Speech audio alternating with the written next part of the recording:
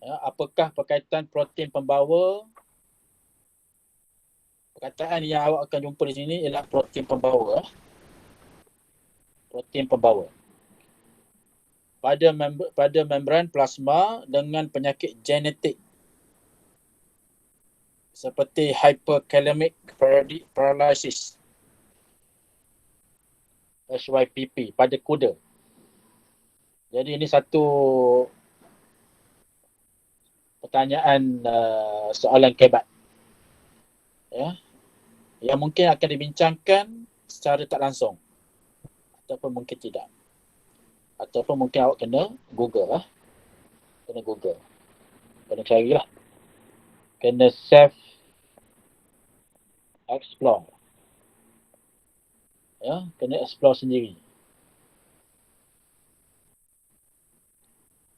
Jadi tahukah anda apakah model mozaik berdalih? Jadi dalam chapter 3 ni, apa yang awak akan belajar ialah mengenali model mozaik berdalih.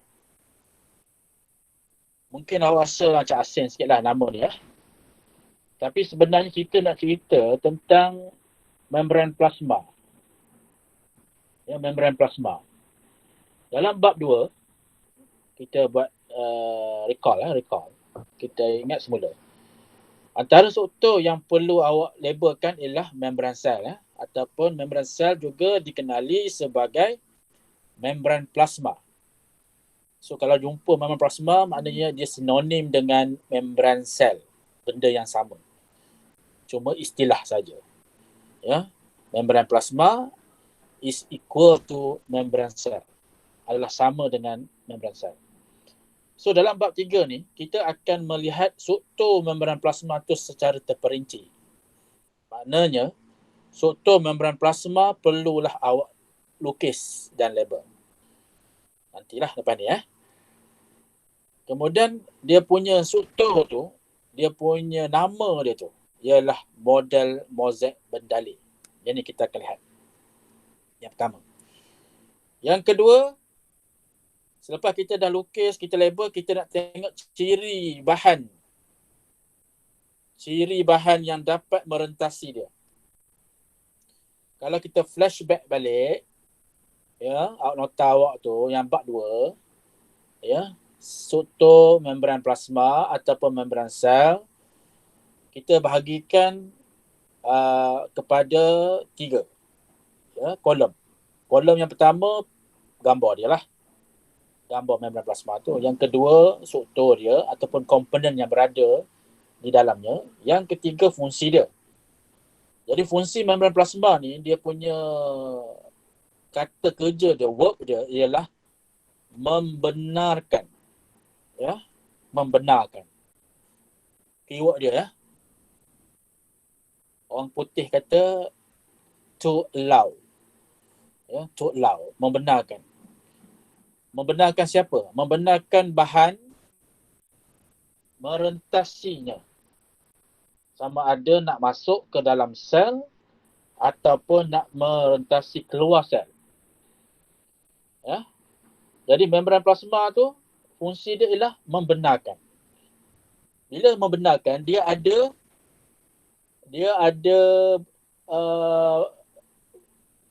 kuasa di situ, bukan kuasa lah, kita kata ada power untuk sama ada benarkan ataupun tidak.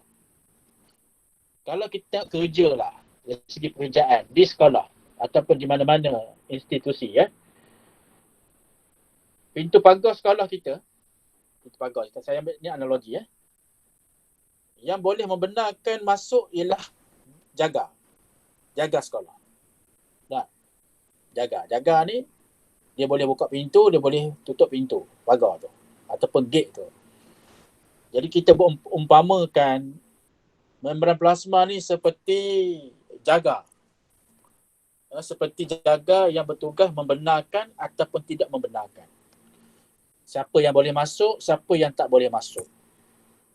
Okey, dalam konteks kita belajar sekarang ni, membran plasma ni dia seperti jaga. Tapi jangan jawab dalam soalan jawapan tu, ya. Ini saya analogi saja. Analogi means kita buat satu andaian contoh yang lain.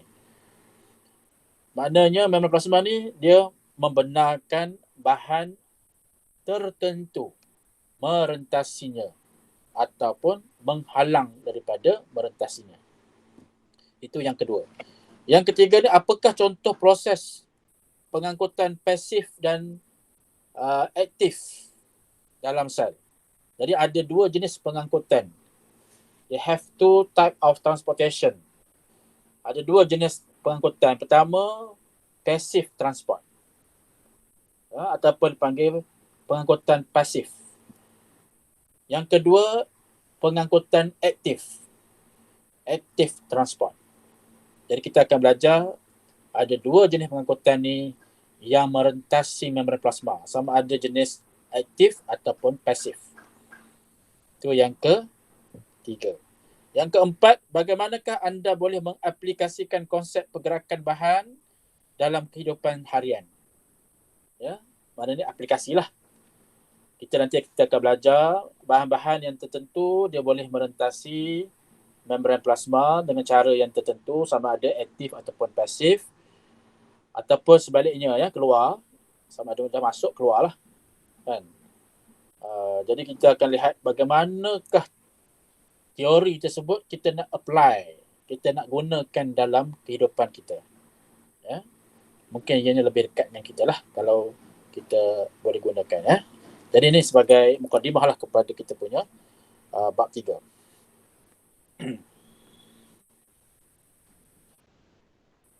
Kalau diperincikan secara detail, tengok buku teks tu ya. Kita ada berapa subtopik? Kita akan tengok satu-satu, bermula dengan struktur membran plasma.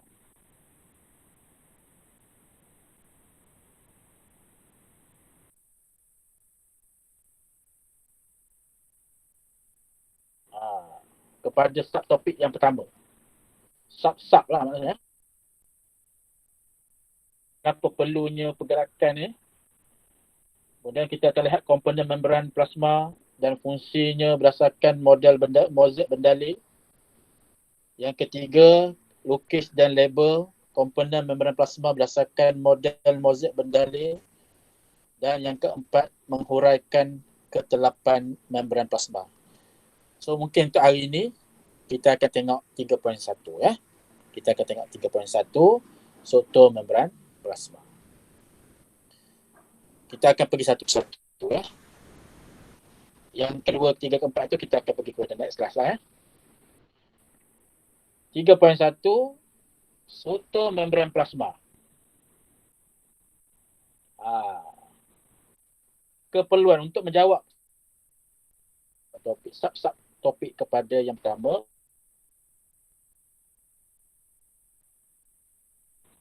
Keperluan means kenapa perlu. Jadi sel hidup memerlukan bahan daripada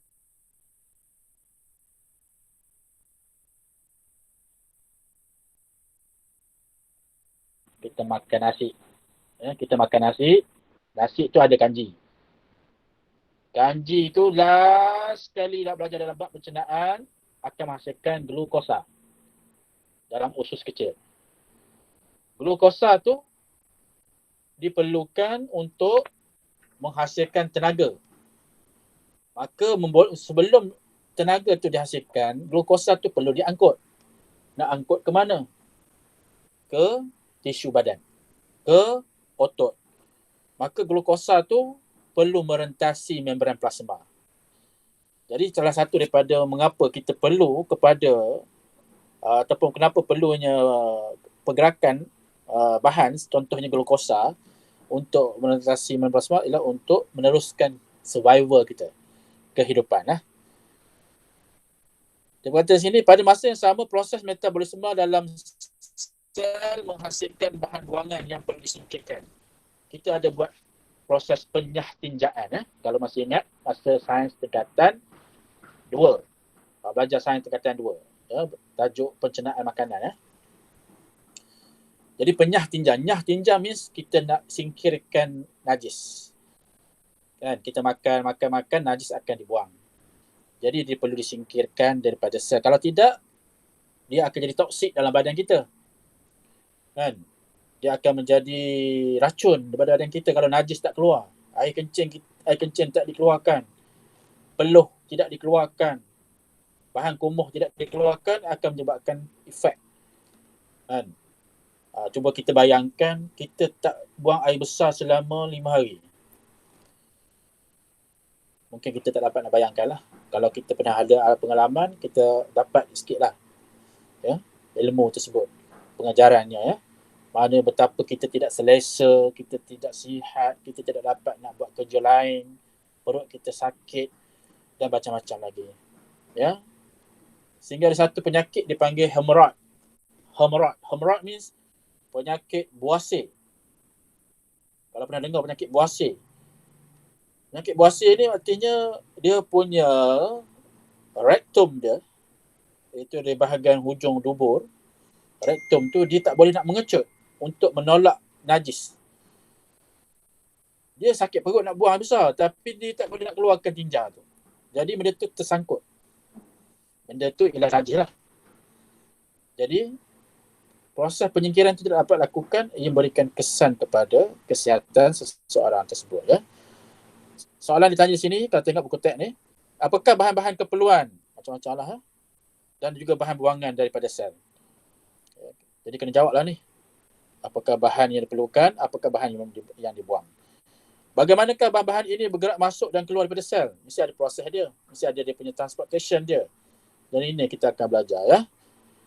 Bagi meneruskan proses hidup, dikata situ, sel mesti membenarkan sesetengah bahan masuk dan keluar daripada sel. Dikata perkataan sini sesetengah. Sesetengah maksudnya tak semua lah. Kan? Saya bayangkan tadi seperti jaga ya. Boleh tak jaga benarkan orang yang bukan yang bukan kita kata guru, yang bukan ahli lah, anggota pekerja di sekolah kita termasuk sewenang-wenangnya, melainkan dengan permission, melainkan dengan ada pas masuk kan. Dia tak ada masuk nonong je, ikut dia masuk terus pergi ke pejabat ke bilik guru, tak boleh. Dia mesti dapat pas dulu, pas masuk kan. Jadi maknanya sesetengah bahan keluar masuk daripada sel ni, ada yang boleh dan ada juga yang tak boleh. Jadi pergerakan bahan masuk dan keluar sel dikawal atur oleh membran plasma. So salah satu daripada fungsi membran plasma ialah mengawal atur pergerakan bahan masuk dan keluar. Jadi sebelum anda mempelajari bagaimana bahan merentasi membran plasma, marilah kita melihat struktur membran plasma terlebih dahulu. Jadi bawah ni lah. Okey, ni struktur. Ni gambar 3D. Ya, 3D. Mungkin ada gambar yang 2D. 2D ni lebih mudah sikit lah kita nak lukis. Tapi yang 3D ni kita tengok dulu ya. Yang pertama, kita kena tengok ya. Membran plasma ni bila kita zoom in kan dia terdiri daripada 2 lapisan fosfolipid. Itu pertama. 2 lapisan fosfolipid. 2 maksudnya 2. 2 maksudnya 2. 2 lapisan fosfolipid. Fosfolipid tu mana yang ni? Tengok yang sebelah ni. Yang ni. Ya. Fosfolipid. Fosfolipid ni terdiri daripada bahagian kepala yang berkutub. Ya, dan juga bahagian ekor yang tidak berkutub. Mana setiap satu ni, kalau kita keluarkan dia ni. Kita zoom in kan dia. Ya. Setiap daripadanya terdiri daripada kepala yang hidrofilik. Ya, bersifat hidrofilik. Hidro tu, perkataan hidro ni ialah air. Filik ni maksudnya suka. Suka air. Mana bahagian kepala ni dia punya nama dia kepala berkutub. Dia ni suka air. Okey. Bila dia suka air, dia akan menghadap keluar. Dari segi position dia akan menghadap keluar. Sebab dia dua lapisan Jadi maknanya satu, kalau saya lukis mula, kepala hidrofilik, ekor hidrofobik. Ekor dia tidak berkutub, tidak berkutub dan bersifat hidrofobik.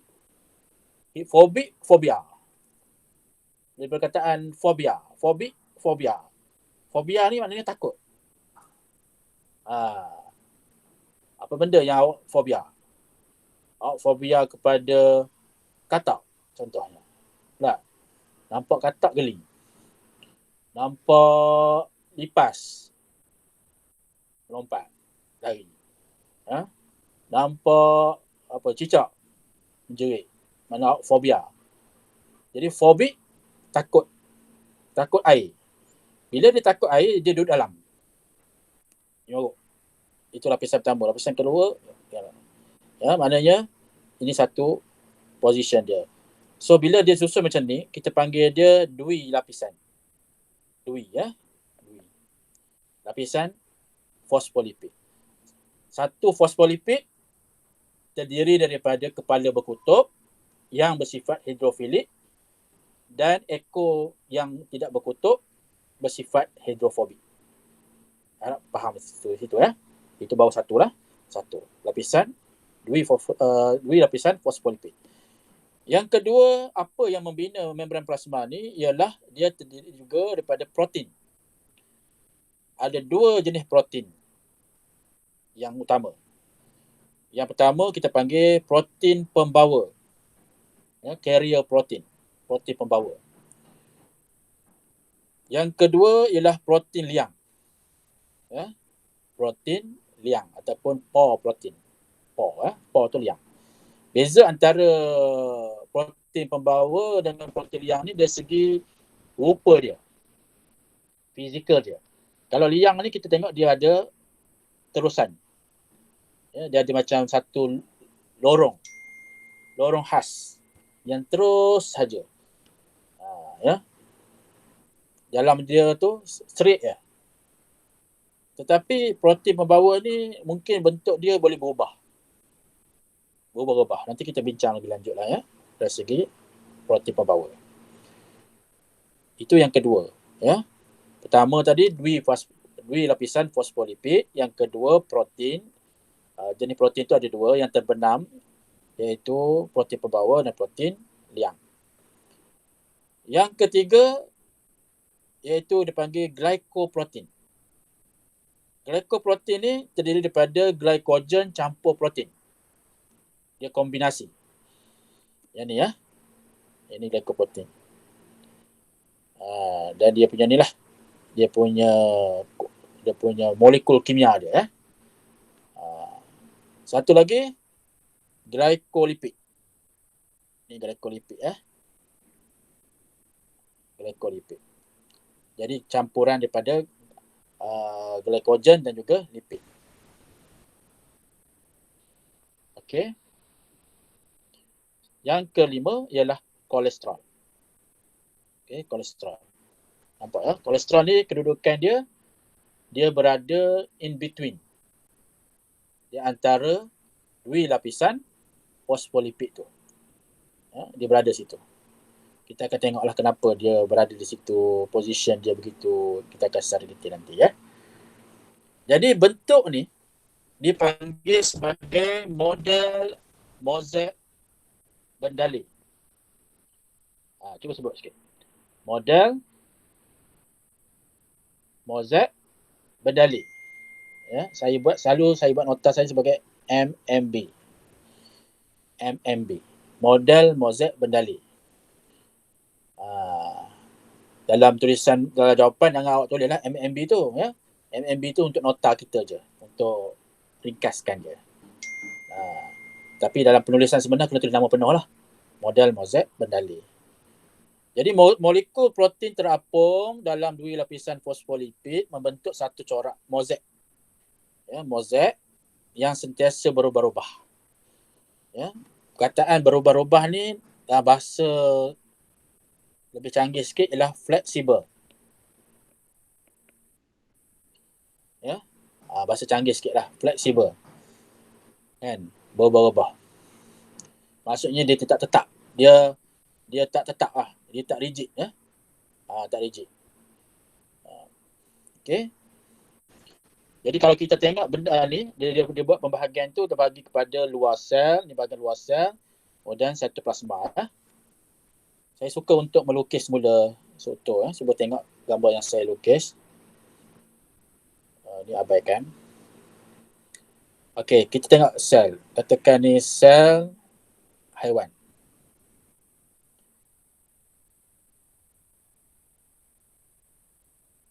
Tekan nukleus. Saya tak nak labelkan semua lain lah. Kita nak fokus pada membran sel saja. So sekarang ni saya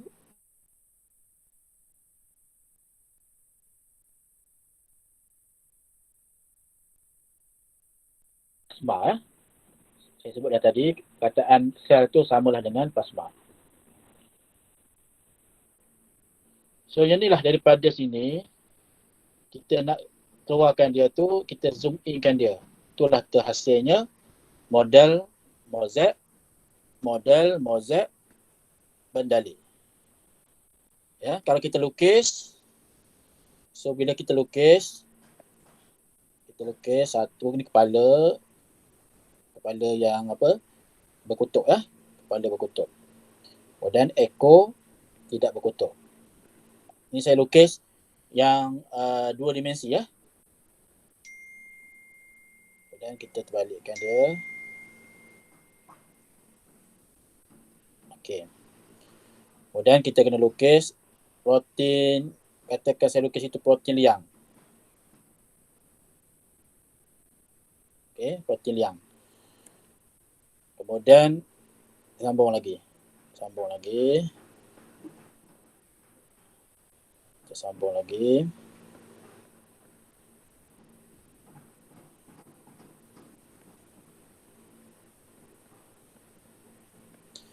Kemudian saya nak lukis protein pembawa. Okey, protein pembawa kalau kita lukis, dia punya gambar dia mungkin sikit berbeza sikit lah. Okey, itu protein pembawa. Kemudian sambung sikit lagi.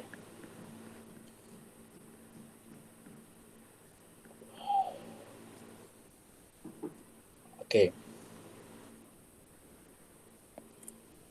Jadi yang kita kena tambah kolesterol. Ya. Ada kolesterol. Boleh tambah ya, kolesterol. Kemudian kita ada glycolipid. Boleh tambahlah glycolipid. Boleh tambah juga glycoprotein. Glycoprotein pun boleh tambah. Saya tak lukis semua lah. Ya. Maknanya ini adalah dua lapisan fosfolipid. Ini adalah protein liang. Ini adalah protein pembawa. Ini boleh labelkan ya. Kolesterol. Okey, kolesterol. Ini semualah glycoprotein dan juga glycolipid. Jadi bentuk ni dipanggil sebagai model mozaik bendali. Ya, model mozaik bendali. Maknanya kalau kita ni keseluruhan ni bentuknya begitu. Dia mengelilingi lah. Ya, dia mengelilingi komponen yang berada dalam sel. So ni kita panggil dalam sel. Ini luar. Luas. Okey. Jadi kalau kita perhati di situ, kalau saya gunakan warna hijau, ada bahan, katakan bahan yang nak masuk ke dalam. Dia mestilah melalui membran plasma.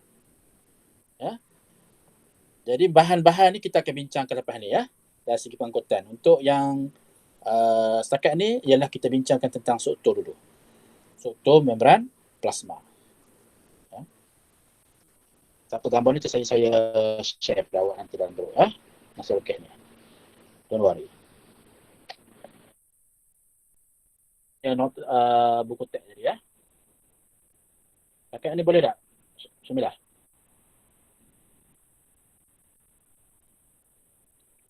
Boleh tak setakat ni?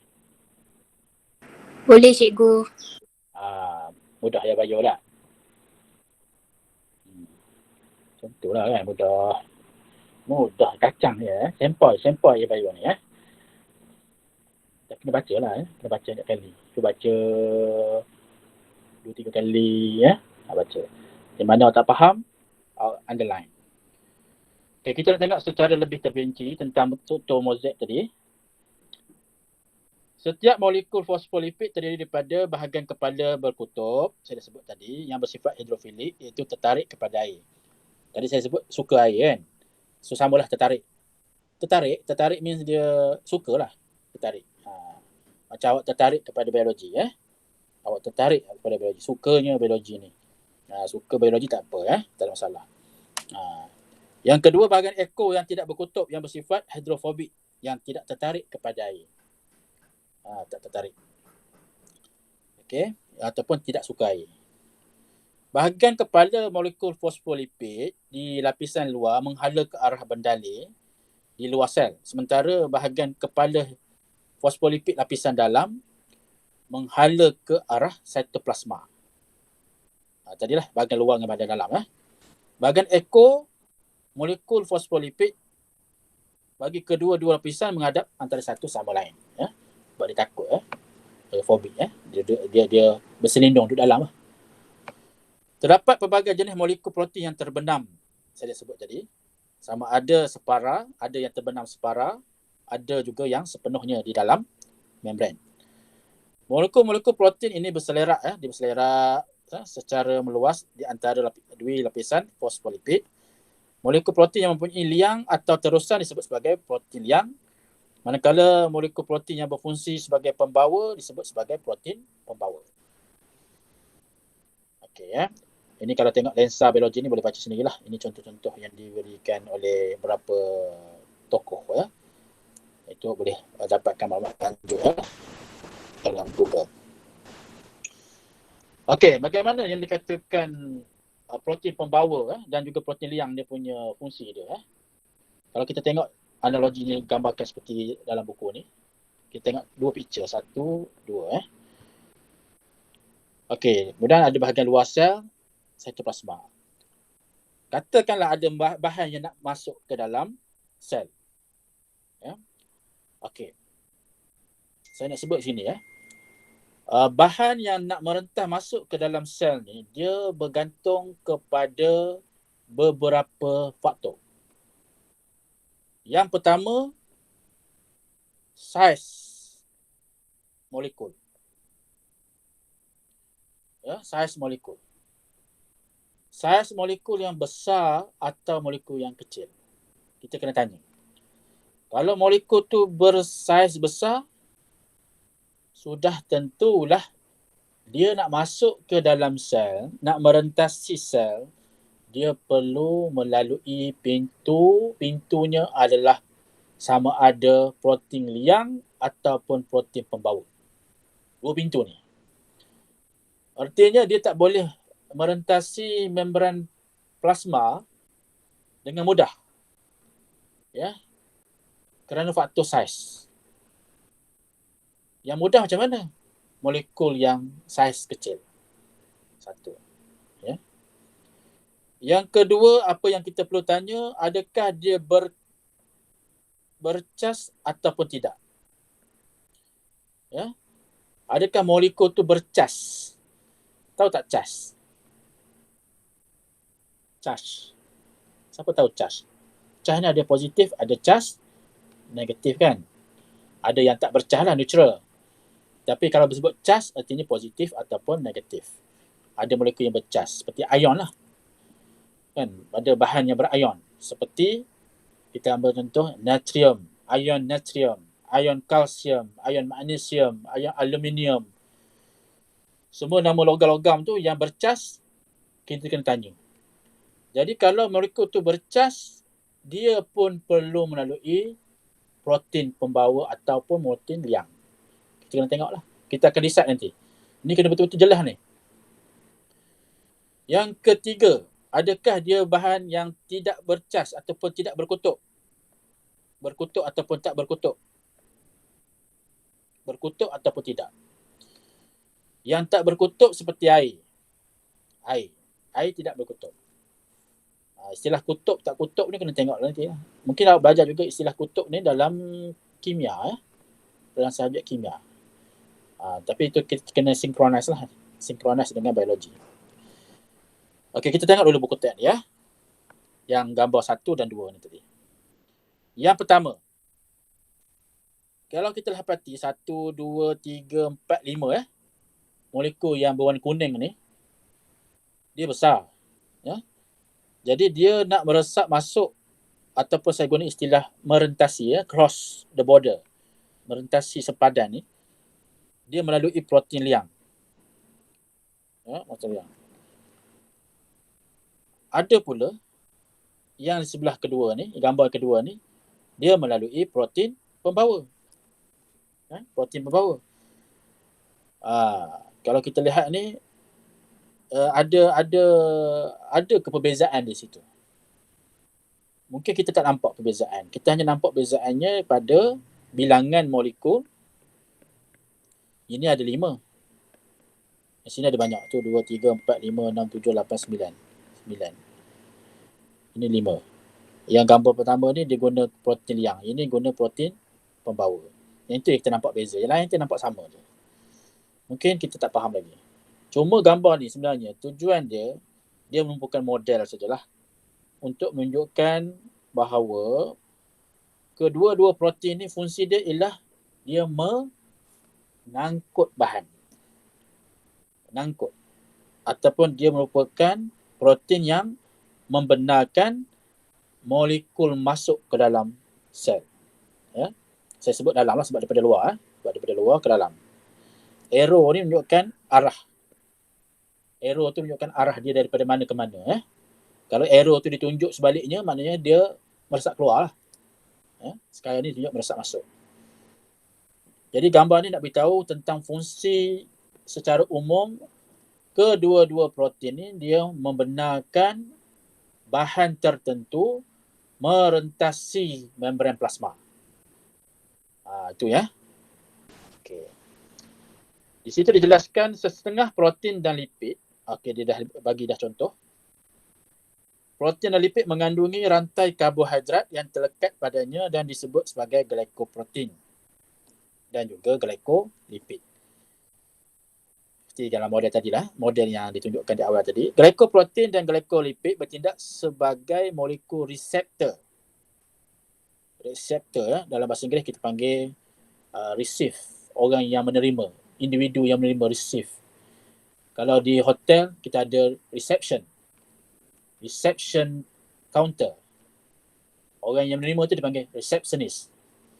Jadi reseptor ni yang kita belajar dalam bab-bab sebelum-belum ni dalam tingkatan 3 ataupun tingkatan 2. Contohnya dia kata untuk hormon seperti insulin menstabilkan membran dengan membentuk ikatan hidrogen bersama air dan bertindak sebagai antigen bagi membolehkan pengecaman sel.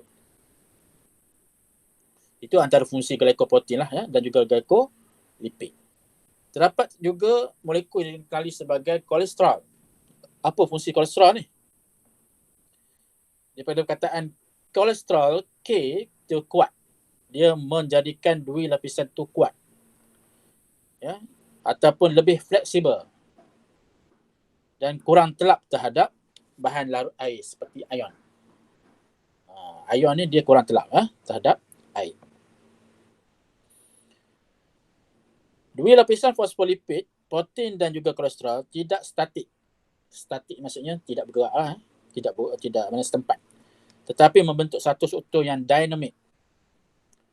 Dinamik ni maksudnya dia boleh berubah. Yang anjal. Dinamik. Kalau orang tu dia kata orang yang dinamik macam mana? Orang yang dia boleh berubah mengikut persekitaran. Ya, dinamik.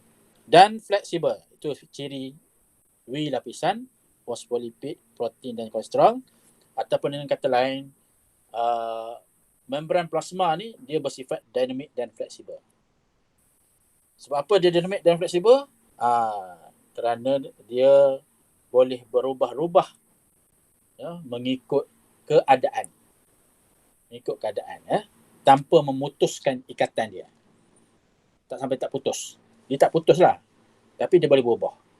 Dia bergerak, kalau putus, jadi kita akan belajar nanti bab lain. Ada bab putus tu. Bab putus tu. Jadi kita dah 12.30 ya. Menghampiri 12.30. Sikit lagi ya. Dan menjadikan membran plasma lebih fleksibel. Itulah dia punya kelebihan dia ya.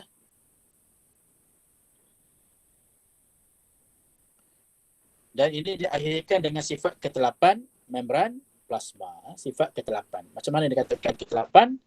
Telap.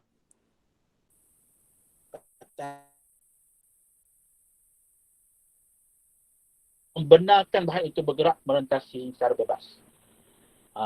Ada bahan yang boleh merentasi masuk. Ya, dia bebas keluar pintu sekolah tu, pintu pagar sekolah tu. Perlu ada bantuan. Masuk ini, kalau orang ni masuk senang je. Kalau ada orang kena masuk, kena lepas dulu.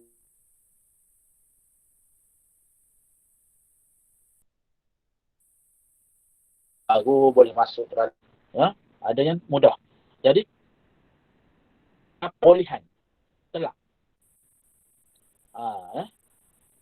Sebaliknya membran dikatakan tidak telap, lawan kepada telap ialah tidak telap. Maknanya bahan tu tidak berupaya merentasi membran plasma. Ya, jadi membran plasma ialah membran yang bersifat telap memilih. Ini perangai dia. Dia punya ciri adapun perangai membran plasma adalah telap memilih. Ya, telap memilih. Ataupun dalam bahasa Inggeris dipanggil semi-permeable. Semi-permeable ataupun separa telap. Membran telap memilih hanya membenarkan pergerakan bebas sesetengah bahan merentasinya dan menghalang atau menghadkan pergerakan bahan yang lain. Mana bukan semua bahan boleh keluar masuk membran plasma, keluar masuk ke dalam sitoplasma ataupun dalam sel dengan mudah. Bebas. Ada yang perlu melalui protein pembawa ataupun protein liang. Dia boleh masuk, bukan tak boleh masuk, tapi dia tak bebas. Dia ada had dia. Ada masa dia. Kan? Ada limitation, ya. Jadi membran plasma ni bersifat membran telap memilih disebabkan sebab apa? Sebab ciri dia tu, struktur dia tu, struktur binaan dia tu sendiri. Ya. Lapisan fosfolipid dan protein menentukan ciri ketelapan membran terhadap bahan-bahan tertentu. Ya. Lapisan fosfolipid dan protein menentukan ciri ketelapan membran terhadap bahan-bahan tertentu. Jadi kita akan cerita detail tentang ciri-ciri bahan yang dapat merentasi ini dalam subunit yang kedua nanti. Ya, di sini ya, kita akan berhenti di sini pada 22 hari bulan 2 2021 ya. Kita berhenti di situ. Saya minta awak seperti biasa ya, selesaikan soalan praktis formatif.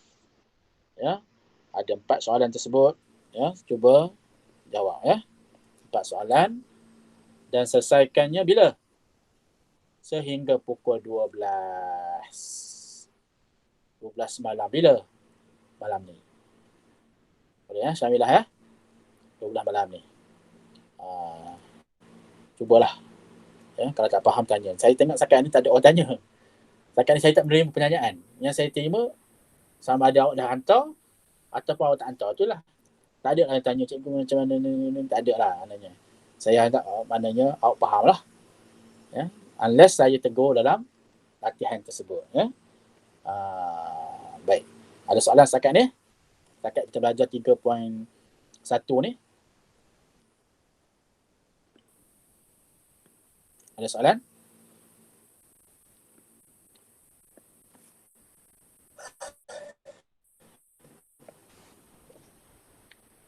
Ada soalan tak? Alia, Farah, Cikgu. Mira.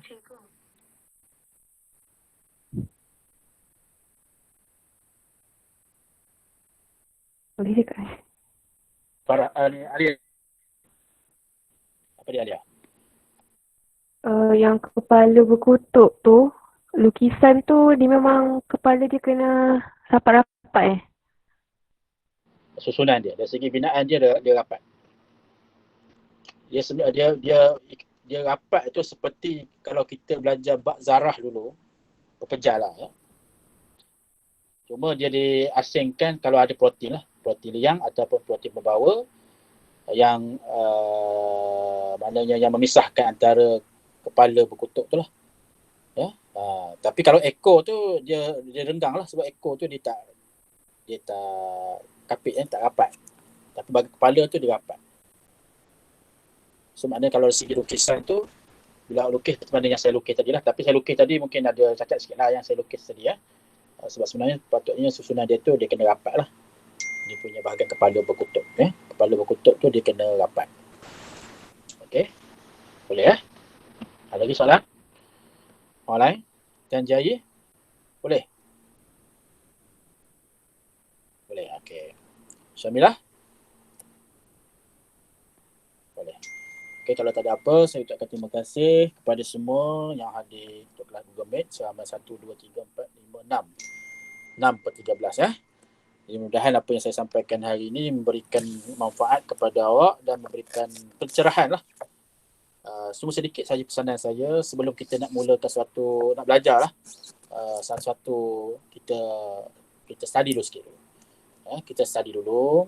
Katakan next class saya akan ajar 3.2. So baca dulu. Ya. Walaupun tak faham, baca ya. Ya.